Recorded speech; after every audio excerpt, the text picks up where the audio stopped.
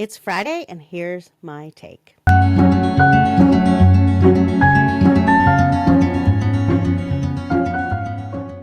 If you've been awake and on the planet this week, you probably know that there is a major bus stop in the Beckham dynasty. This week, the internet kind of is arguing about whether or not Victoria Beckham, mama of the Beckham brood, is a villain, a toxic mom, a narcissist. Now, there's been tension between the Beckham mom and dad, David and Victoria, and their eldest son, Brooklyn, for a while. We were hearing little bits and bobs about it all through 2025. And it recently came to a head when Brooklyn posted that 6-page story basically telling his mother all about herself. I mean, you can't come back from that. That is bridge burning. That is some bridge burning. Now, I know as a mother myself, of course you would forgive your child eventually, but he doesn't want that right now. So there's going to be a fracture in Brand Beckham for quite some time to come, methinks. So after this public telling off, there's been debate. Some people are Team Brooklyn. Some people are Team Beckham. I mean, they're all Beckhams. So I guess Team Beckham could go either way. Really ironic considering he wouldn't be married to that woman or wealthy or have the opportunities that he has without Sir David and Lady Victoria, the artist formerly known as Posh Spice. And before the hot takes start flying around, I don't think this is about control. I don't think this is about toxic mothering. I was there. I lived through it. I was already a grown-up and a major fan of Posh Spice and David Beckham when they just got together, and then they got pregnant, and then Brooklyn arrived, and David was so young. I think younger than what Brooklyn is now. I mean, they were a golden couple. They were like royalty because he was standing outside of the hospital. The press is hanging around outside of the hospital. Victoria's up there giving birth. And after she gives birth, David has to come out and give a statement to the waiting press. It was just like what happens when the royals have babies. So he's outside. You can see he's overwhelmed. He's so young. I mean, he's under 25, I'm sure. Victoria's so young. They have this brand new baby. They're so famous. Like, this couple was a golden couple. We've got one of the Spice Girls, one of the biggest pop girl power bands going at the time. We have David, who's like a phenomenal freak of a football player. And they have this beautiful golden child now. The golden couple has the golden child. Of course, they're going to have to be controlling. Immediately start getting threats about kidnapping the baby. They're constantly tailed by paparazzi. And if you remember, paparazzi was even like terribly worse back then. I just don't think it's about a toxic family environment. And I also don't think that the internet and the world globally needs to referee your family drama. These are obviously not people who have abused their children, right? These are people like every other family, where every other family is made up of imperfect people. I'm Team Victoria, and not because she's perfect, but because adulthood, which I have reached kicking and screaming over the years, adulthood eventually teaches you a few uncomfortable truths, and I don't think we talk about those enough. Here's a short version. We don't need to live in the weeds here. Brooklyn posts an Instagram story. It's basically a public boundary setting moment. And he's clearly pushing back against what he sees as the family dynamics. So the internet does what it's really good at. Everything explodes. Everybody's reading into the tone. Everybody's assigning motives to all the parties. Everyone's assigning archetypes to everybody in the story. A lot of people are reaching for the familiar script. Controlling wife, controlling mother, overbearing, boy mom, mama's boy. Just to say something, he does have a tattoo, I believe, that says Mama's Boy on it. But I digress. Victoria and David have said very, very little publicly. And honestly, that alone tells you a lot. Here's the thing that gets lost in these translations. You only get one mother. And that doesn't mean mothers are perfect. It doesn't mean they're always right. And it's certainly never going to be a guarantee that your mom isn't going to mess up sometimes and be human. But there's something profoundly immature about publicly correcting or embarrassing your parent. Or in this case, like humiliating, lambasting, and in some instances, it seems flat out lying. Or we'll call it creative exaggeration. Especially when said parents have spent their entire adult lives showing up for you. I mean, this kid has not been neglected. He's not been abused. He's not been harmed. He's had tactile, affectionate relationships with his parents and his siblings and his grandparents. This is a close-knit, old-school, working class, for the most part, family. Historically working class. They've elevated, but yes, they come from, salt of the earth people. Boundaries are healthy. Public humiliation isn't a boundary. It's not a boundary setter. It's a bridge burning. It's a fucking performance. Like, come on. I'm going to tell you this because this is a truism. There is a moment that comes for most of us if we ever garner any maturity in our lives, but it comes to most of us at some point during our adulthood. Usually we don't get it in our 20s, and Brooklyn's very young. I think he's 26. And oftentimes we might not even get it in our 30s. It's the moment you realize, bingo, your parents weren't an authority. They weren't the authority. They're people just like you here on this planet doing life for the first time, just like you. Nobody knows what the hell we're doing. We're all doing it for the first time. And he's the eldest kid. So he was literally their first kick at the can when it came to parenting. And he was born when they were a golden couple being chased by paparazzi, being hounded by celebrity 24-hour news cycle, which was major at the time, being sent like horrible threats. Victoria and David, like the rest of us who have a baby for the first time, we're all doing life for the first time. You don't have a manual. Actually, I did have a manual. I read what to do the first year, like it was the Bible. I digress. They didn't have any hindsight. They certainly don't have future sight. And maybe they don't have perfect emotional literacy. God forbid, when Brooklyn was born, we didn't have Instagram. They didn't have, internet therapists with all their cute little quotes and how to raise your baby. Improvising, and they were doing it under massive pressure. And that realization changes everything. It's when you start realizing and thinking, instead of, my parents were terrible, my parents ruined me. It's like the difference between that and my parents did the best they could with who they were at the time, what they had at the time, what knowledge they had at the time. They did the best they could as they were navigating life for the first time. And that shift, when that comes, is what adulthood is all about. So Victoria Beckham inspires really deep feelings in people on both sides of the argument. There seems to be a real groundswell of support for Sir David and Lady Beckham, Lady Victoria, because there's been some campaign to push her 2001 solo song to number one.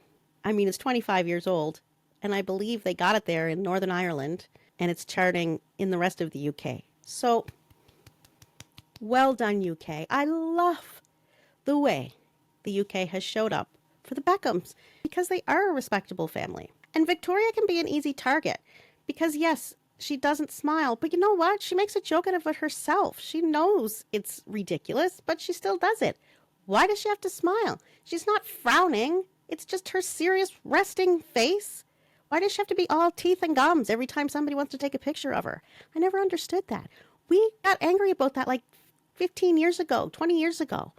The thing where people are always telling women to smile. Smile, smile, smile.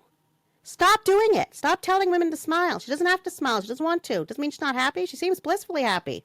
She's slim. She's got all kinds of money. She loves her husband. Her kids are healthy. Even if one of them's acting like a little bit of a poor little rich boy right now. She doesn't over-explain things. She doesn't cry on cue.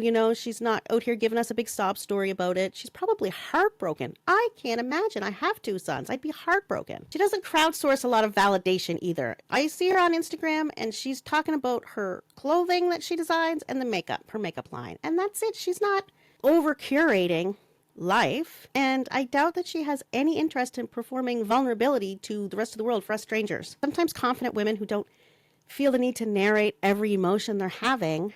Well, she's got a close family. She's got a sister. She's got a mother. She's got friends. She's got David's mother, grandparents. She has people to talk to. She doesn't need to narrate her whole emotional journey with the rest of the world. It's not her thing.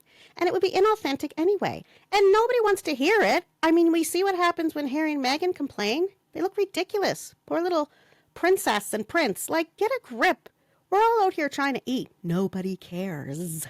So, of course, Victoria's smart enough to know I'm not going to go and start whining about everything. Confident women don't narrate their emotional journey they can often be labeled cold or controlling or curating the image of their family. I am sorry to tell you, each and every one of you, if you have a Facebook account, if you have an Instagram account, if you're posting pictures of your family, you're curating your family image with every single post. Every single one of y'all.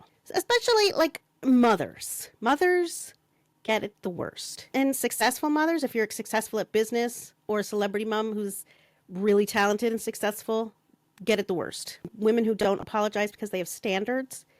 Women who don't apologize for how they choose to parent their children. Women who don't apologize for deciding they want to have a career and work and have something of their own whilst raising children. And there's this strange expectation now that mothers, we have to be constantly self-critical, constantly rating ourselves, constantly apologizing, publicly repenting for every error or misstep we may have made. We're expecting celebrity moms to like emotionally collapse on demand. Well, I'm sorry. We've watched Meghan Markle try to play this authentic, loving earth mother, parenting guru person, and it's so inauthentic, it's just completely backfires. So just shut up. Victoria knows how to do things. She just shut up. She ain't saying nothing. People might be mad at her about it, but I love the support because people are tired of these. And I'm going to bring Prince Harry into it again because it's like two of the same. Poor little rich boys. Now, Prince Harry lost his mother. And recently, it was reported that Prince Harry and Meghan, the Duchess of Sussex, or the Sussexes, it's Sussex now. Anyway, had dinner with Brooklyn and Nicola, his wife. And I'm thinking, if anything, Harry should have been telling him, you only get one mother. Do you know what I would give to have one more conversation with my mother? But instead, the Sussexes were probably sitting there saying, yes, cut them. You need boundaries, emotional boundaries. They're toxic. You can't have them in your life. Blah, blah, blah, blah, blah. Like, seriously, from a man who's lost his mother telling this other young man, and I have no absolute confirmation that that conversation took place. I'm just saying, I'm not taking any family advice from the Sussexes. Forget it. Forget it. So let me say this clearly because this is what needs to be said. Curating your image online is not control. Everybody does it. You do it. I do it. We all do it. We all curate what we show of our family, right?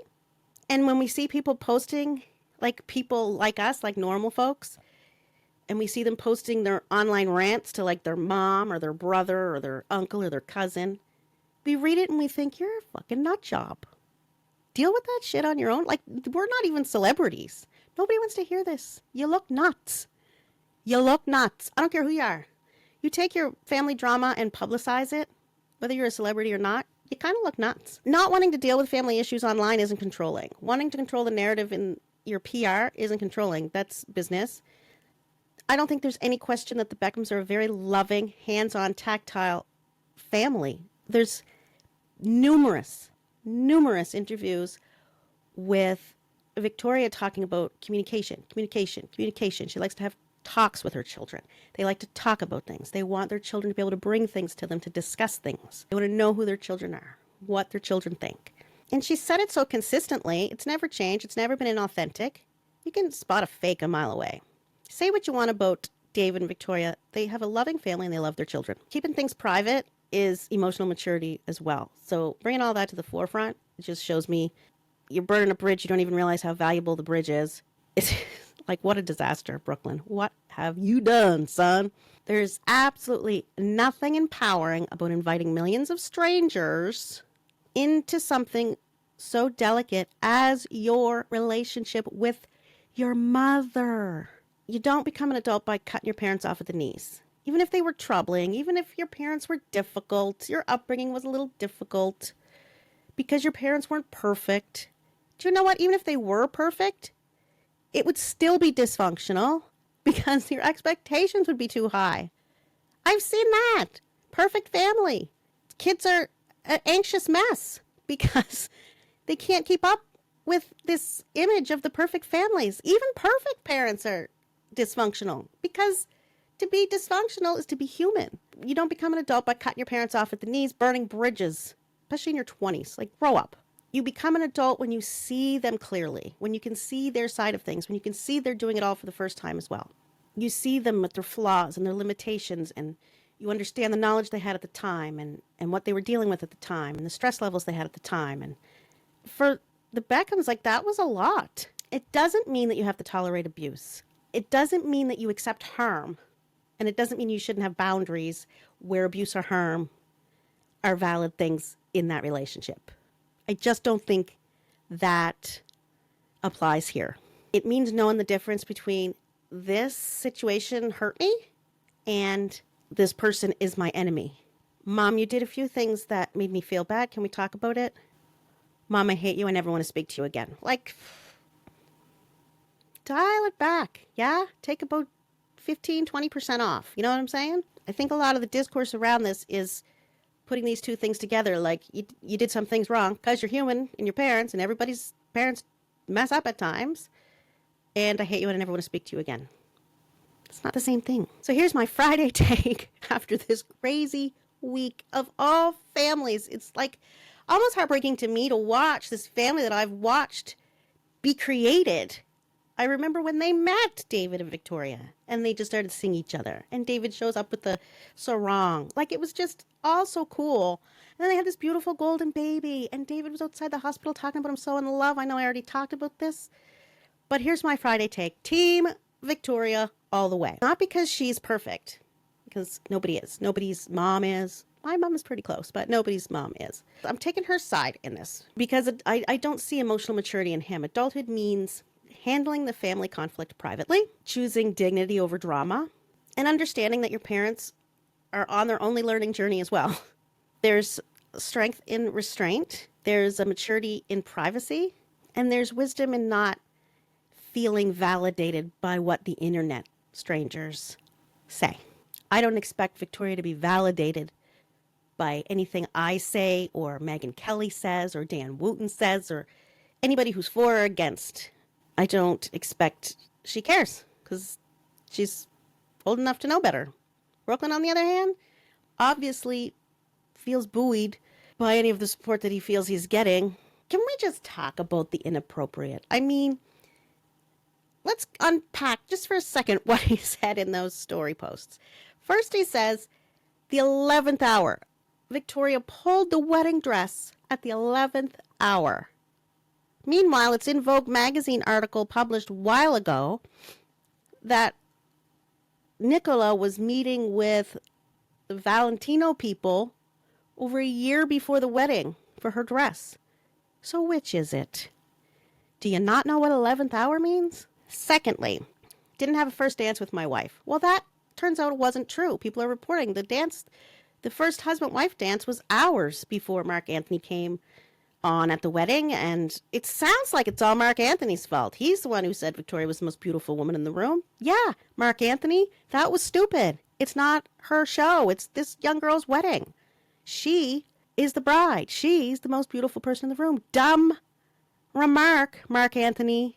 Know that. And so this dance was later. I guess when you rifle through all the details, Brooklyn wanted another first dance with the Mark Anthony set, but Mark Anthony called up Brooklyn, and there's some reports that Brooklyn called up his mom to the stage, or Mark Anthony did, I don't know. But she went up and danced with him. Now, the inappropriate dancing I've also heard is just her putting her face in his neck, like, and shoulder, like, I'm sorry. I've literally licked my kid's face. Color me inappropriate, because I love them childrens. And yeah, that's not inappropriate. Get real. So that's my Friday take. So have you come to that point in your life yet where you realize, because there was kind of a journey for me. Like, I spent my 20s thinking my childhood was perfect, and then all this weird stuff started coming out. I'm thinking, oh my God, that wasn't great. Wow, that happened. Oh, I forgot about that. Then you start getting angry. So I'm going through my 30s thinking, oh my God, blah, blah, blah, dysfunctional, blah, blah, blah. Then you come to a point where you realize your parents are just here figuring out life too as they go. Not the authorities that we get it in our head they're supposed to be so perfect and never screw up. So I'm curious if you've come to that point in your life yet where you realize your parents were doing the best they could with the best they had. If you've got thoughts, leave them in the comments. Thoughtful comments only, please. And if you want more perspective takes every Friday for the recap of the week for whatever women the internet is blowing up over next week, I'll always be here on Friday. Like and subscribe, and I'll see you next week.